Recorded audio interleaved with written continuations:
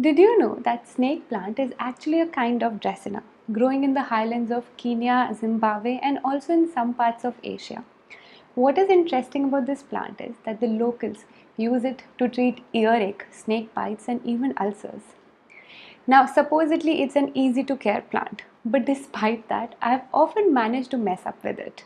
Sometimes it just dries, sometimes the cuttings start to rot, and sometimes it just takes forever to grow.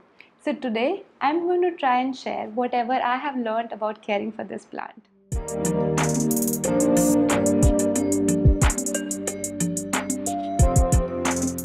So first, let's talk about the growth of snake plant. How can one improve its growth? After much experimentation, I have realized that the snake plant does best in small pots. So this means you don't have to repot this plant very quickly.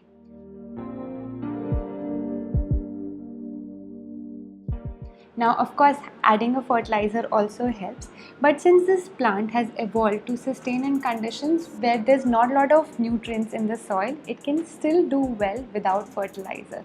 The main thing is that you concentrate on the size of the pot.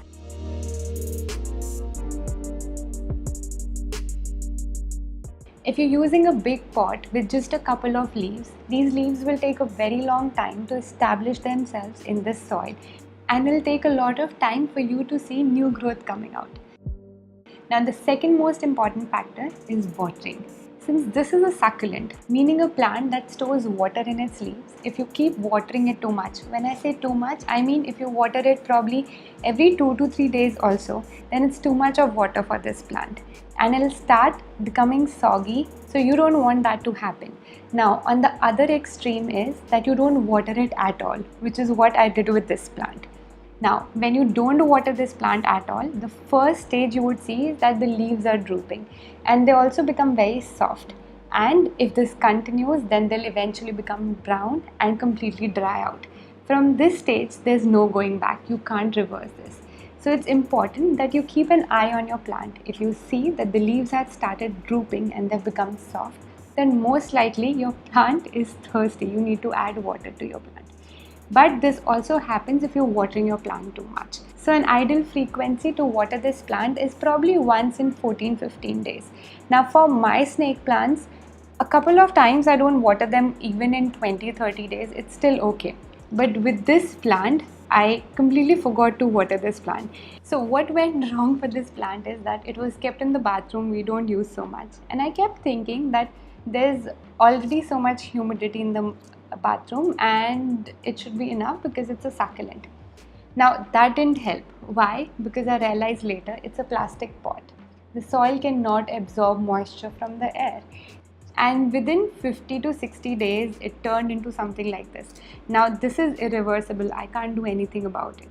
But if your plant is in this stage, and in fact this applies for most indoor plants, if you see that the edges have started becoming brown, it's most likely that there's infrequent watering. Sometimes probably water too much and sometimes you just don't water.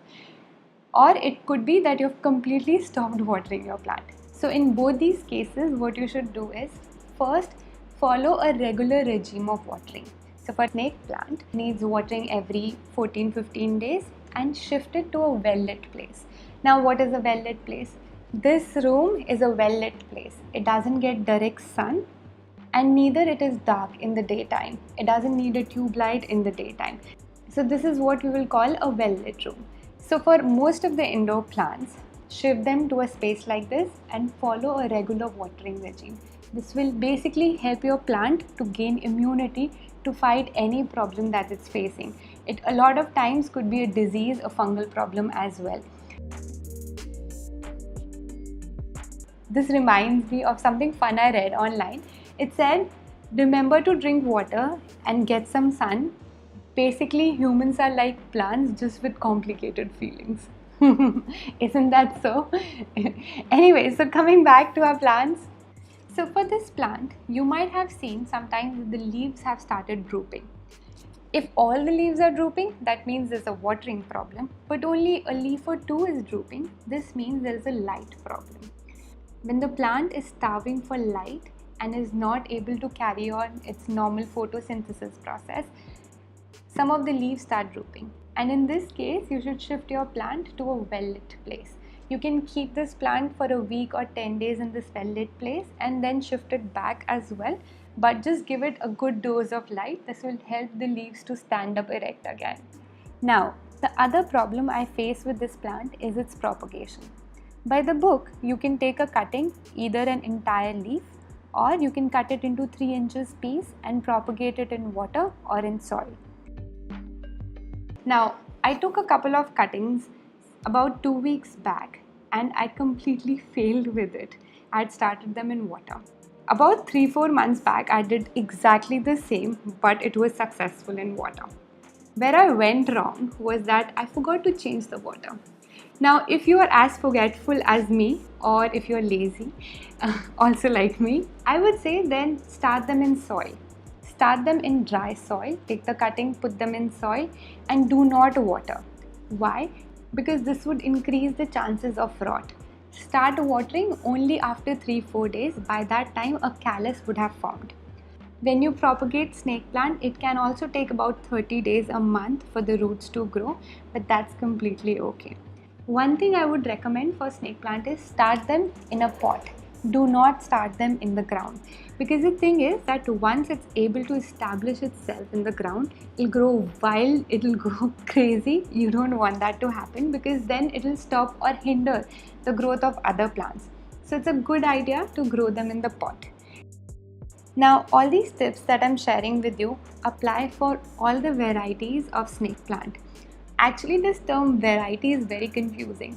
Sometimes people use it to refer to a subspecies, which is just a variation of a species, and sometimes people are referring to different species of the same genus. You don't have to get into those details. If it's confusing, I'm really sorry, but I wanted to point out that all the varieties of snake plant that you see in the market, these tips will be applicable for them. Fun fact, until 2015, scientists thought that this is a species of Sansevieria. But in 2015, they found out that this plant is actually a species of Dracena and it's no more a different species. Although commercially a lot of shops continue to use that name Sansevieria, but I just thought of letting you know that it's no more a Sansevieria species, it's actually a Dracena species. And that's what I referred to early in this video as well. So to summarize, if you don't have any indoor plants and if you've been looking for that one easy to care for plant, I would say invest in a snake plant.